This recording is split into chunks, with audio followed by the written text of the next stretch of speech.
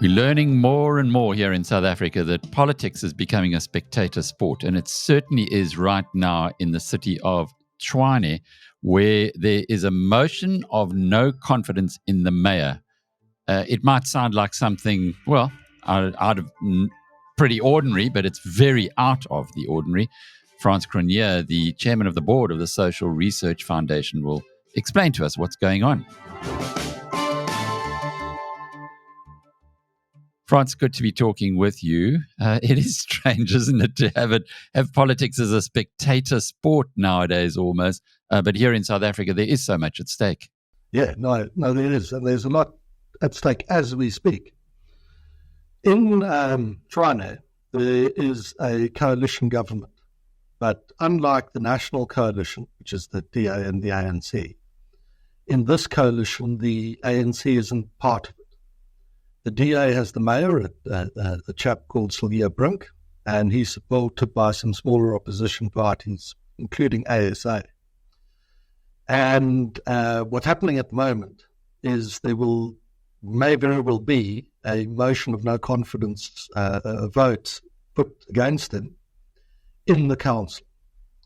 Now, this is extremely important, and it is the first firm directional indicator we've got since the election about whether the GNU holds together. The reason is this. It's a bit of an oversimplification, but it works to convey the point. The ANC around Mr. Ramaphosa obviously struck the GNU deal with the DA around Mr. Steenhuisen, and they're broadly supported. But there are dissidents in the ANC who oppose the GNU deal as it stands and would prefer a deal with the EFF and MK. A nucleus of these dissidents exists in Gauteng. And this nucleus, working closely with ASA and Herman Mashaba, have taken the politics of that city to a point where this motion is called. There are different ways it can play out. If the motion succeeds and Brink is removed, what it means is that Ramaphosa, or the read you might make of it, is that Ramaphosa and his pro-GNU ANC group have been defeated. And that's extremely important because that's a little crack in the GNU. But that crack could, I'm not saying it will, but it could run all the way out to December of 2027 when the ANC picks a new leader. And it could very well, if the balance of power in the ANC is not in favor of Mr. Ramaphosa and his GNU colleagues, the ANC could pick a leader who collapses the DA-ANC deal and instead does the deal with the EFF and MK. So if this vote succeeds against Brink today, that little crack opens, and we're going to watch it very closely. Maybe it becomes a chasm. December 2027, GNU's off. The second outcome is that at the very last minute, and I mean the things are ongoing live as we speak, it is spectator politics. The vote could be recalled or called back, or someone could get cold feet and back out and nothing happens. The third option is the vote could be defeated and Brink remains the mayor. In that case, the GNU dissidents in the ANC, the nucleus of resistance that wants to collapse the GNU, they've had a setback. They become somewhat isolated. And if in the aftermath of that, the deal in Tshwane becomes DA-ANC, Brink the mayor, perhaps ANC deputy mayor, that will be a very firm statement that the pro-GNU balance of power inside the ANC is solid.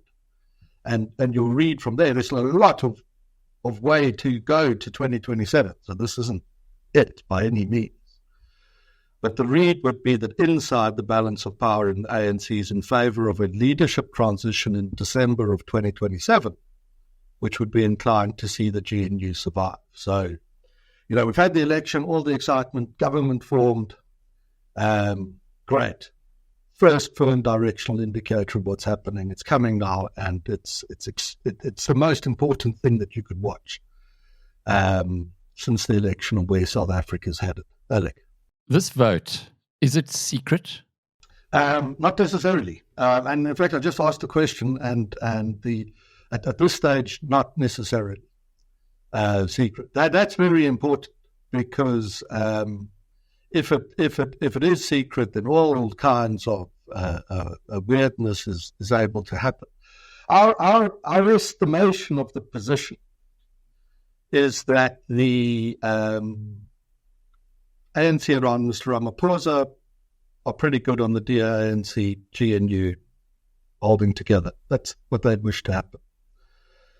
Our sense is that the ANC within the Tshwane sort of little bubble, they don't have a problem with that deal or with working with the DA into the future. The dissident nucleus sits more in the provincial and around. It's a lot, as I said, it's more complicated than this, that the provincial leadership structure of the ANC itself. And so if it is a secret ballot, the Brew Brink may in one sense survive, and there are other variations to what could happen. But yeah, it's quite important, I think. It's our estimate. We may be wrong. It's our estimate that that's how the factions align. And we're now going to see this test. Look, they've succeeded in Johannesburg, this dissident faction. They've kept the DA out there. They've kept the DA out of Gauteng. If they now defeat this government in Tshwane and have their way again, then you must take them very seriously. Would that start triggering the Chernobyl option that you told us about in the immediate aftermath of the election? No, to be explicit, no, it doesn't trigger Chernobyl in the sense that what it says is there's a lot of distance still to cover between, including the local government election in 2026. A lot of distance to cover until we get to December 2027. So it's not Chernobyl. It's not that at all. All that it is, it's a little crack that's open.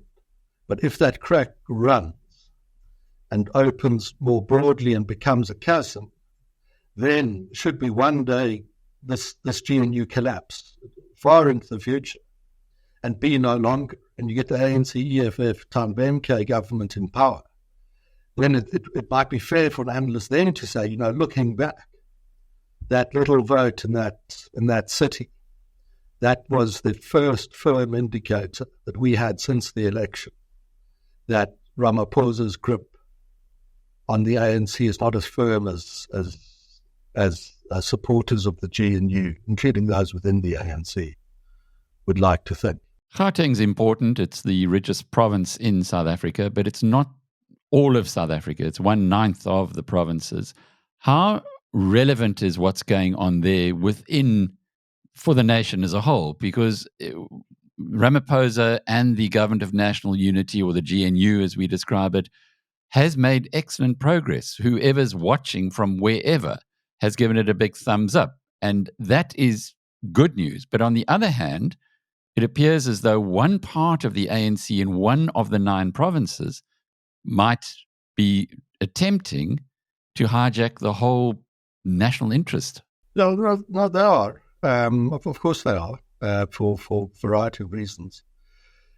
Gauteng is very important to the future of the ANC because, we've said it before on your show, the ANC, in this election, gets 40% of its votes from the urban periphery of the aspirant middle class, township vote. It's 40% from rural areas. It can't survive on the rural vote because the rural vote's caving away at the mortality and immigration rate. So to remain relevant, it needs to capture the vote on the urban periphery. That's an aspirant middle class vote. The DA struggles to capture that vote because the DA has been so stigmatized in the media and elsewhere, and it holds the established middle class vote. Again, simplified, but broadly this all holds true. The thing the ANC GNU strategists, the ones in favour of the DA-ANC coalition, what they understood is that the interests of the established multi-generational suburban middle class, the DA base, and the interests of the aspirant middle class on the urban fringe are the same interests. And therefore they benefit from the same policies and they suffer from the same policy mistakes. And therefore, in many respects, this GNU worked because what the DA would work towards, what the ANC would work towards, would be mutually reinforcing. But the two sides couldn't fish in each other's ponds easily. They could try, but they're not going to get terribly far. And therefore, you don't have this terrible contestation over support. And it goes back to the old idea that coalitions work better between parties that don't have a lot in common, more than the sort of moronic idea that exists, that coalitions must be between people who share identical values and views and constituencies. That's a recipe for terrible conflict. So if you puzzle through this, it's kind of hard to see, other than malfeasance and all sorts of underhanded interests, what the strategic play here is for the ANC crowd that wishes to collapse this GNU and instead go into a populist government that undermines the prospects of the established middle class with parties who are direct competitors for their own voters. It's not, the strategy here isn't, the strategy behind the established standing national GNU is solid and clear, and it works, and there are good reasons to do it. This plan is simply for the ANC to invite more of the consequences that it has already suffered over the past decade as its support collapsed, because it was unable to, through sensible pragmatic policies that invited growth and investment, realize the aspirations of the urban periphery. And I mean, this crowd that's trying to sink this deal must have no doubt about the consequences for sentiment or investment in the country if they do, in fact, go ahead over the next few years and collapse this GNU. Then they're just going to hemorrhage the ANC even more support than they've lost to date. So why would they do it? What is their motive? Do you know about MICE, M-I-C-E? MICE is a great thing. If a political actor, whatever it is, so someone in that sort of world, starts behaving in a peculiar fashion, you could say to a young analyst, go and figure out what this is. And the 4 things you test on MICE. Number 1 is money. Has money changed hands? Is this corruption? We don't know that where I sit, so I cannot say. The second is ideology. Are there deep ideological differences here that would so motivate a person to collapse this thing? Maybe, The third is coercion, what the Russians would call kompromat, compromising information. Do you have the squeeze on your opponents? Do you have leverage over them? Do you know things about them that they would want to keep concealed? And the fourth is ego, a major driver of behavior. And whatever this is, and I cannot say because I do not know, the answer lies in one or a combination of the 4 MICE, of the MICE acronym. And as far as Herman Mashaba is concerned, is he just a bit player in all of this? The Action SA leader who called the end of the coalition by saying that he would support those who he has vowed never to support in the past. No, look, I don't see the strategic play here another, as I've said to you before, that there's such tremendous potential on that same urban fringe to make deep inroads into the ANC voter base, and it appears to have disabled itself. And if someone asked why, you'd apply the MICE acronym again, and in some combination of those factors, you'd find the reason. Frans, if I have a look back on the by-elections since the coalition government has been here, there have been 5 in Tshwane, only 5, and all of them have been won very comfortably by the Democratic Alliance with increased votes, including one on the 28th of August in Ward 92, where they went from 34% to 59%. In 2 of the other wards, they won 94.5% from 62, and the other one 98.6% from 70%. So it's telling us that those who are voting in by-elections in Tshwane, where all of this is happening, seem to be pretty happy with the way that the coalition has been going. If that's true, then surely those who are trying to kibosh it are going to pay a big price come 2026 in the local elections. Look, by-elections are tricky things. There are some people who are really expert in by-elections, and they're able to use them very effectively to answer questions like that. I'm not one of them. I haven't even followed the 4 that you speak of. Maybe there were peculiar domestic circumstances. We do have data probably out in the next week or so, the first sort of mass field survey of national opinion towards the GNU. So we'll get a bit of a directional indicator there on our support for the party stands. But what I would say to you again, I'd say what I sort of was getting to earlier, that the ANC DA GNU works because the two sides can't fish effectively in each other's pots. And that will, for a long time, remain the case. And they're deep, very well researched and understood reasons for that. And that still, I think, overwhelmingly holds true. I suppose the ideal thing that both parties would want to see in the data we put out next week is that both of them have seen their support increase chiefly in and around their core constituencies.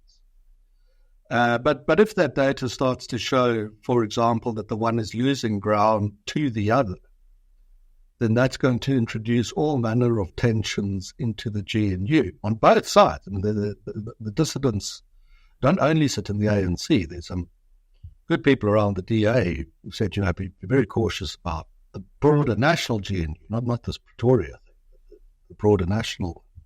And that raise valid arguments. But I think the way this thing holds together is that the leadership understands, which I think has been understood, that we work effectively as partners because it's very difficult for either side to fish in the other's pot. The DA is a 20 to 25, maybe on a great day, 30% party.